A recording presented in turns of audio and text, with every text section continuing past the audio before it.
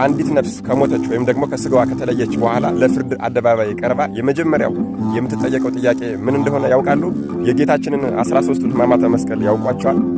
የእናታችንን የቅድስተ ቅዱሳን የቅድስት ድንግል ማርያምን 5ቱን ሐዘናትስ? መጨረሻ ላይ መድኃኔዓለም ኢየሱስ ክርስቶስ ነፍሱን ከስጋው ይለይ ሲልስ የተናገራቸው ወይም ደግሞ ያስተማራቸው 5ቱ ቃላትስ ምን እንደሆነ ያውቃሉ? አዎ፣ አንዲት ነፍስ መጀመሪያ ኃጢአተኝነቷ የሚረጋገጠው 5ቱን አዕማደ ምስጢራትና 13ቱን የጌታችንን ሕማማት ካላወቀች ነው። ለመሆኑ 13ቱ ሕማማተ መስቀል የተባሉት የትኞቹ ናቸው? በዚህ በአብይ ጾም ሰሙነ ሕማማት ወይም ደግሞ የመጨረሻው የስግደት ሳምንት ከመድረሱ በፊት አንድ የኦርቶዶክስ ተዋሕዶ አማኝ በዚህ የአብይ ጾም 13ቱን ሕማማተ መስቀል፣ 5ቱን የእመቤታችንን ሐዘናት እንዲሁም ደግሞ 5ቱን አጽራረ መስቀል ወይም ደግሞ መስቀል ላይ ሆኖ መጨረሻ ላይ የተናገራቸውን ቃላቶች ካላወቀ አምላካችን ቸር፣ የዋህ፣ መሐሪ እንዲሁም ደግሞ ይቅር ባይ ሁሉንም የሚያውቅ በመሆኑ ይቀበልለታል እንጂ ሲጾመው የነበረው ጾም ፍጹም ይሆንለታል ብሎ ማሰብ ይከብዳል። አዎ፣ የጌታችን የሕማማቱ ነገር የሰው ልጅ ዳግም በቀራንዮ የተፈጠረበት ክስተት ነው። መከራው ከመከራ የዳንበት፣ ሞቱም ሕይወትን ያገኘንበት ነው። አደራችሁን ይሄ ቪዲዮ ግን ለሁሉም ኦርቶዶክስ እንዲዳረስና በዚህ በአብይ ጾም ሁሉም አውቆት እንዲጾመው ሼር፣ ሪፖስት፣ ኮፒ ሊንክና አድ ሳውንድ አድርጉት። 13ቱ ሕማማተ መስቀል፣ አንደኛ ተአስሮ ድኅሪት፣ በብረት ሐብል መጋፋውና መጋፋው እስኪገጥም ድረስ አሰሩት። ሁለተኛ ተስህቦ በሐብል በሰንሰለት አስረው ጎተቱት።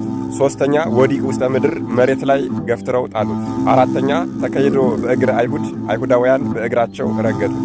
አምስተኛ ተገፍኦ ማእከል አይምድ ወይም ደግሞ ከግንድ ጋር አጋጩት። አይሁዳውያን መስቀል አሸክመው ወደፊትና ወደ ኋላ እየገፉ ከግንድ ጋር 65 ጊዜ አጋጭተውታል። ስድስተኛ ተጸፍኦ መልታየት በጥፊ መትተውታል። አይሁዳውያን በጥፊ ሲመቱት እጃቸውን ቢያማቸው ይሄማ የጋራ ዱላ ሆነ አይደለ ብለው 120 ጊዜ ድንጋይ ጨብጠው በድንጋይ ጥፊ 120 ጊዜ መተውታል። ሰባተኛ ተቀስፎ ዘባን በሽመል ደበደቡት። ጌታችንን 305 ጊዜ በሽመል ደብድበውታል። አምላክነቱ ቻለው እንጂ አንዱ ዱላ አንድ ሰው ይገል ነበር። ስምንተኛ ተቆርቆተ ርዕስ ራሱን ደበደቡት። አይሁዳውያን ጌታችንን ፊቱን በጨርቅ ሸፍነው ራሱንና ፊቱን እየደበደቡና እየመቱ ማን የመታህ በል ተናገር ብለው ተሳለቁበት። ዘጠነኛ አክሊለ ሦክ የሾህ አክሊል ጭንቅላቱ ላይ አጠለቁለት። አይሁዳውያን 300 የእሾህ ስቁረት ያለው አክሊል አዘጋጅተው ንጉሥ ነህና ዘውድ ይገባሃል ብለው በራሱ ላይ ደፉበት። አክሊሉም ላይ 73 ፍሬ 1 ክንድ ከስንዝር የሚሆን ስለት አዘጋጅተው በራሱ መሃል ለመሃል ቸነከሩበት። 10ኛ ጸዊረ መስቀል አሸከሙት። ከኋላ ያሉት ቶሎ ቶሎ ሂድ ብለው ሲገፉት በልቡ ይወድቃል። ከፊት ያሉት ደግሞ ቀስ በል ብለው ሲገፉት በጀርባው ይወድቃል። እንደዚህ እያደረጉ 136 ጊዜ መስቀል ለተሸከመ ጣሉት። ጌታችንም መስቀሉ እርጥብ ነውና ደከመው። 11ኛ ተቀንዎ በቅንዋት በችንካር ቸነከሩት። ሳዶር በሚባል ችንካር ቀኝ እጁን፣ አላዶር በሚባል ችንካር ግራ እጁን፣ ዳናት በሚባል ችንካር 2 እግሩን፣ አዴራ በሚባል ችንካር መሃል ለመሃል ልቡን፣ ሮዳስ በሚባል ችንካር ደረቱን ቸነከሩት። 12ኛ ተሰቅሎ በዕፀ መስቀል ላይ ራቁቱን ሰቀሉት። 13ኛ ሰሪ በሐሞት ጌታችን ውሃ ጠማኝ ቢል የኖረ መጻጻ ቡሆ ከርቤ አምቡላ የዝሆን ሐሞት በአንድ ላይ ቀላቅለው አዋህደው አጠጡት። እንግዲህ 13 ሕማማተ መስቀል እነዚህ ናቸው።